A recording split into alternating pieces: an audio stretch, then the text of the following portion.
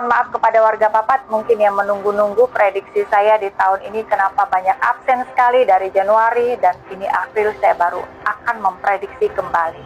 Namun jika warga Papat mengikuti ya atau menonton di prediksi saya di akhir tahun kemarin, di Desember kemarin, ini sudah cukup jelas sebenarnya apa yang akan terjadi di 2026. Saya mengulas belakang sebelum saya memulai prediksi untuk dari April hingga Desember. Saya sudah memprediksi tentang ekonomi, kemudian politik di Indonesia, kemudian alam, kemudian juga keadaan global yang hari ini masih terjadi perang antara Amerika dan Iran, ya, yang saya sudah prediksi ini tidak akan selesai di akhir tahun kemarin dan justru akan semakin meluas, terjadi ekspansi, terjadi juga blokade, terjadi juga support ya dari kedua belah pihak ini dari negara-negara besar. Nah, dari ekonomi Indonesia sendiri saya sudah memprediksi di tahun kemarin, di Desember kemarin, bahwa keadaan ekonomi Indonesia tidak akan lebih baik, justru akan semakin lebih buruk. Kita lihat hari ini kondisi harga pasar semakin meningkat, ya, harga-harga sembako semakin naik, apalagi hari ini, beberapa hari ini sudah naik lagi harga BBM. Ini kan akan berdampak ya, berdampak kepada harga-harga pasar tentunya. Ketika BBM naik, otomatis harga lain juga naik karena BBM ini adalah sumber dari angkutan gitu ya. Ketika angkutan naik, pasti harga barang juga ikut naik. Kemudian kita lihat harga tukar ya, mata uang rupiah ke dolar, rupiah ke Singapura, Singapura ya, dolar Singapura ini juga tidak ada stabil, bahkan semakin buruk begitu ya, semakin melemah nilai tukar rupiah. Kemudian juga kita lihat di sini harga emas juga tidak pernah stabil, bahkan makin naik. Ini menunjukkan situasi ekonomi yang tidak baik-baik saja per April 2026. Kemudian politik, saya sudah memprediksi kondisi politik Indonesia akan memanas dan ini terkait kuda api.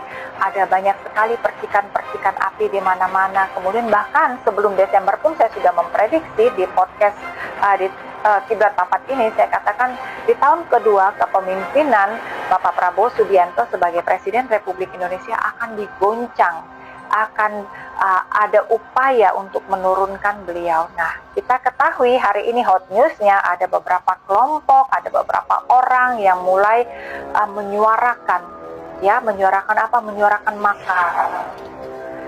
Ya, ini yang menjadi hot news hari ini dan ini sudah saya prediksi di tahun 2025 untuk menjadi kewaspadaan terhadap pemimpin tertinggi Republik Indonesia ini. Bahkan saya sudah mengatakan akan terjadi pergerakan ya seperti Agustus tahun lalu, bahkan lebih besar. Itu sudah saya prediksi. Kemudian saya juga seperti tadi, untuk kondisi perang di Timur Tengah itu memang tidak berakhir.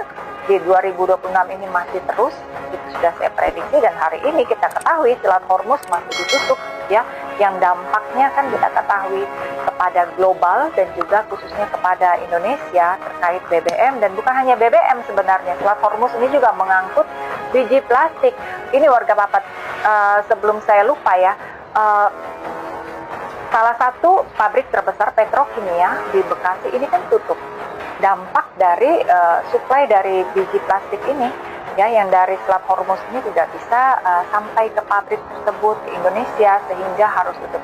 Nah, tutupnya pabrik tersebut ini kan berdampak pastinya kelangkaan plastik. Kemudian juga yang paling menyedihkan di sini kan bukan hanya plastik ya yang langka, kemudian harga plastik juga menjadi naik.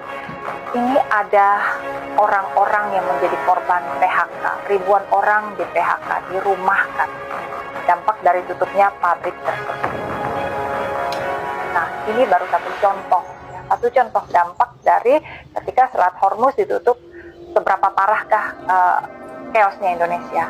Baik, saya akan melihat apakah situasi ini akan membaik dari April ini ke Desember atau justru akan semakin lebih buruk lagi.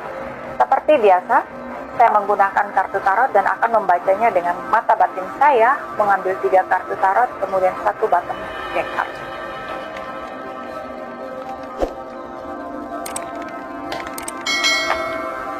Baik, kartu yang pertama adalah Queen of Swords.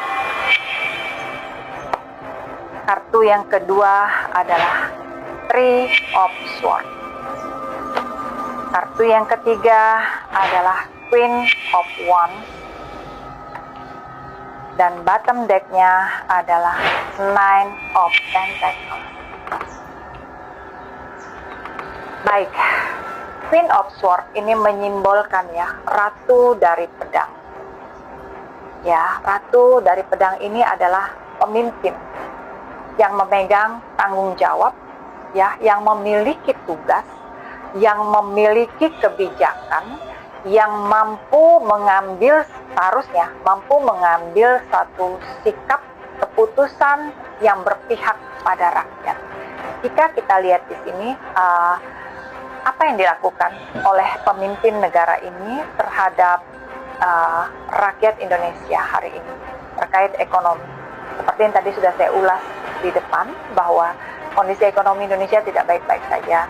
Kita lihat di sini memang Presiden Republik Indonesia khususnya sudah melakukan banyak sekali manuver ya. Keluar negeri sangat intens sekali, negosiasi dengan negara-negara luar cukup intens, berkunjung, bahkan hari ini mungkin beliaunya masih di luar negeri juga untuk melakukan negosiasi. Nah, di sini yang perlu saya melihat di sini kan peringatan ya, Queen of Swords ini yang memegang pedang, yang memegang keputusan, karena di sini ada simbol ungu. Ungu ini simbol dari spiritual, kebijaksanaan. Lakukanlah ya tindakan yang berpihak kepada rakyat. Ini berkaitan dengan situasi ekonomi.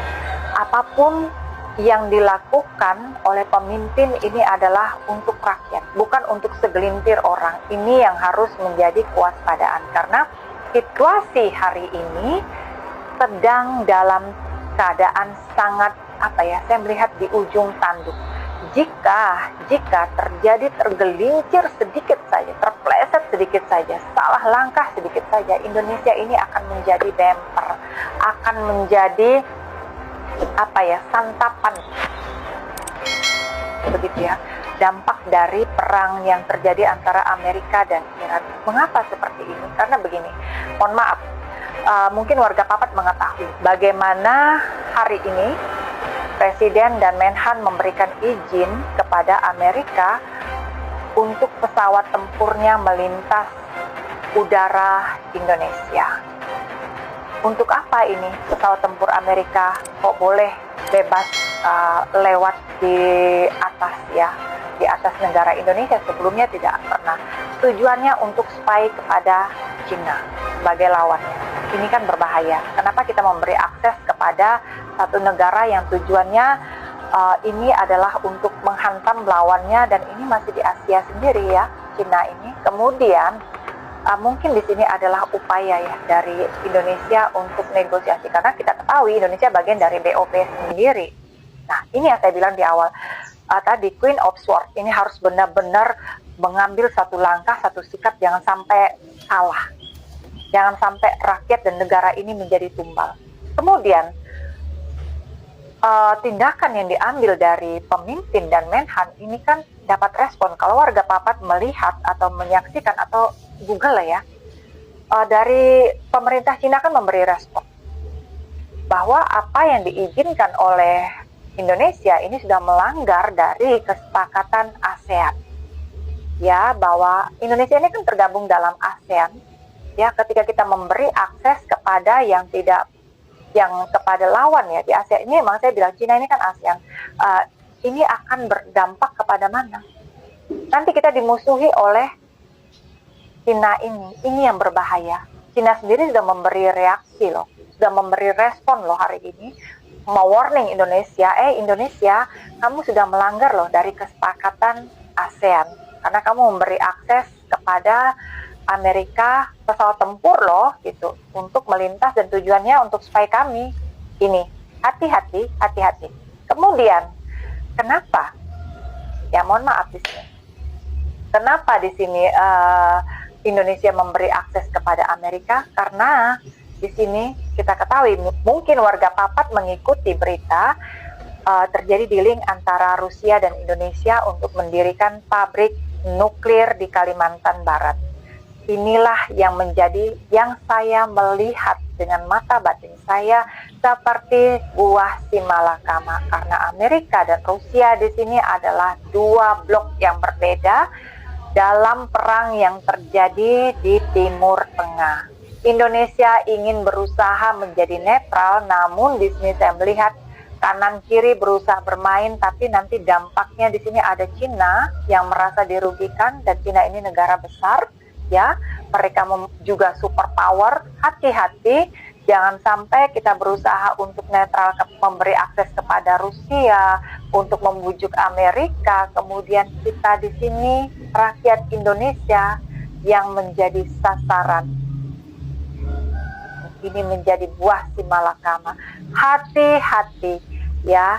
Saya percaya sebenarnya di sini pemimpin kita, ya, Bapak Presiden Prabowo tidak meniatkan itu. Namun manusia ini kan memiliki keterbatasan, memiliki juga kelalaian. Nah, ini yang seharusnya orang-orang di sekelilingnya beliau benar-benar mengingatkan bahwa jangan sampai langkah yang diambil ini justru mencelakakan rakyat Indonesia dan negara. Jangan sampai. Karena kita lihat ekonomi hari ini sudah carut marut.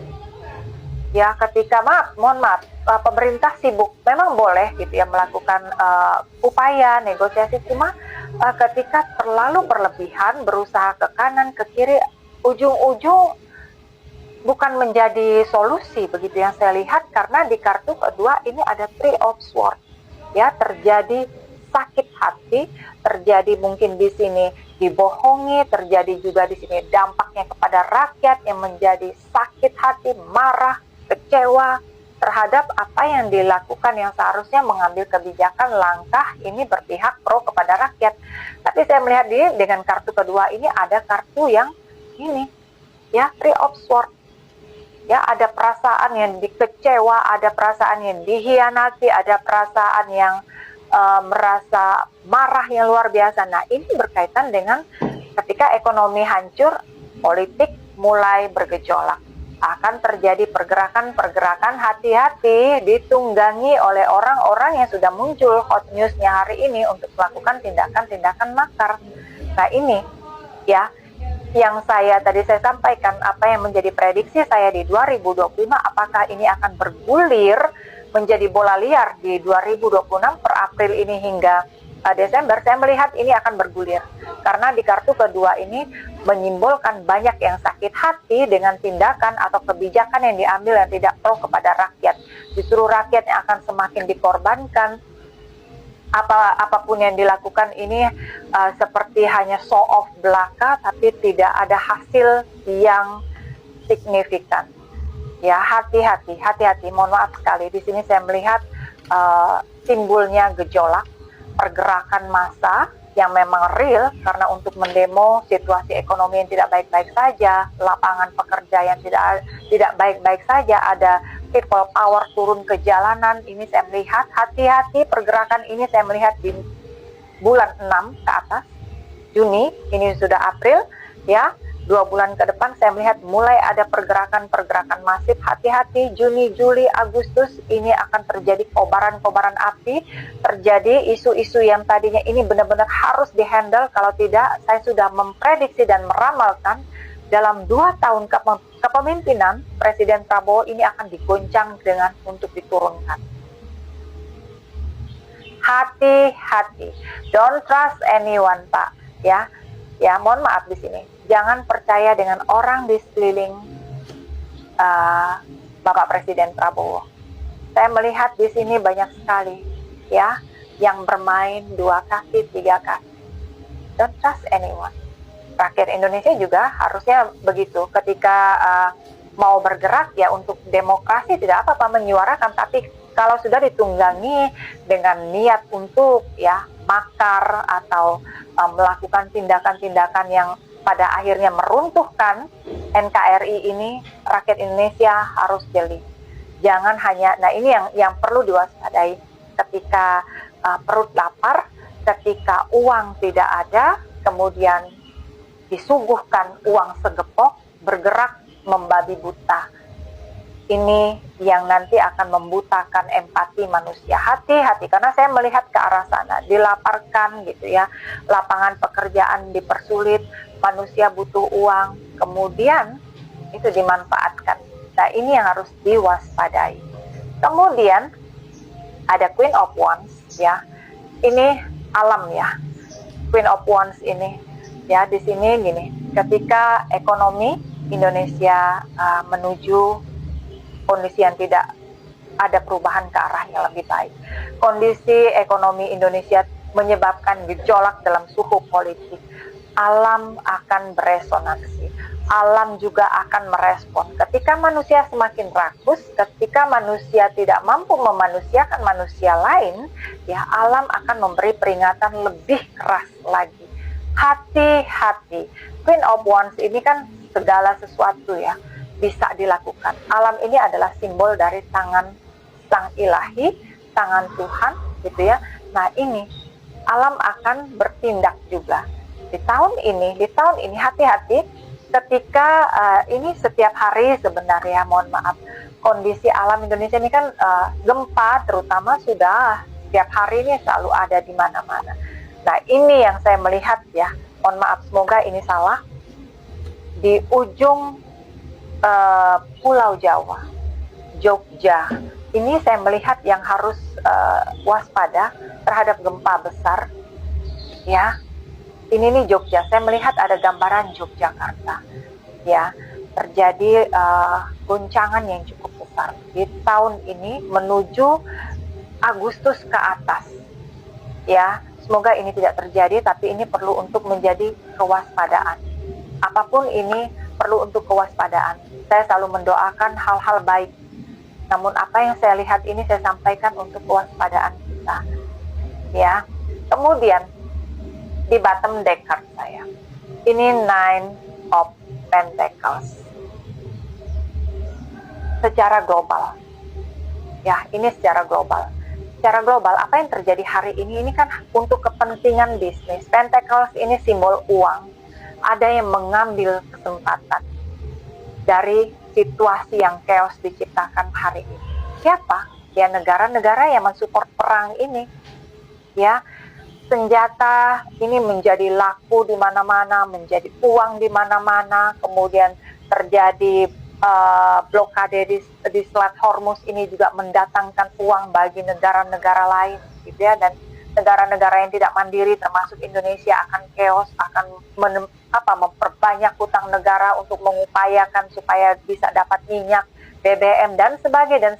Nah, ini ujung-ujungnya adalah untuk itu tadi, memperkaya ya satu negara yang adikuasa, kemudian juga untuk menaklukkan negara-negara lain sehingga negara-negara tersebut tunduk, takluk atau bahkan diperah ya lebih lagi.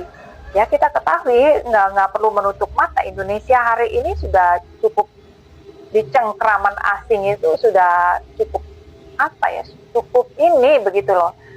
Kita ini nggak mandiri secara utuh gitu. Kita ini sudah disetir di